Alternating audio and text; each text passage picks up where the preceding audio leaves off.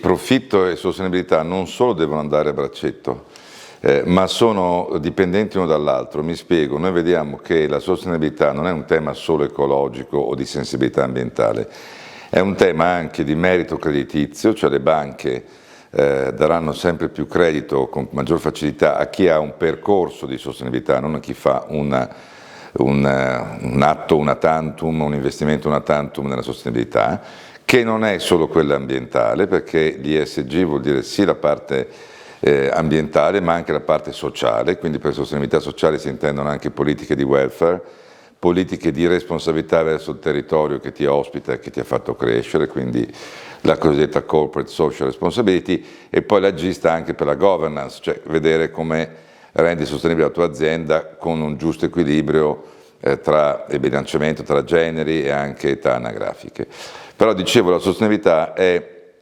intrinsecamente legata ai profitti futuri per due motivi. Uno appunto perché un approccio strutturale e di percorso sulla ESG diventa un elemento di maggior merito creditizio. In secondo luogo perché questo ti pone al riparo da quello che farà un domani il legislatore, Bruxelles in primis, ma non solo.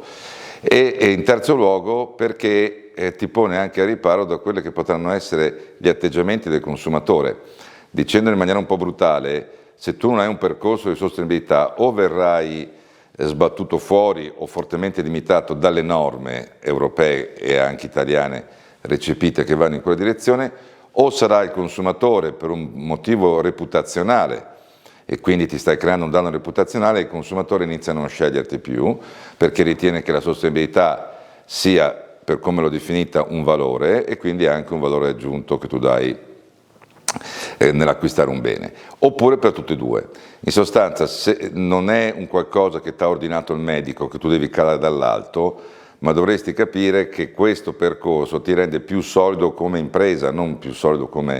solo come impatto sull'ambiente, e ti rende più solido sul fronte di quelle che saranno le norme future e sul fronte delle attribuzioni di valore future e anche presenti da parte del consumatore.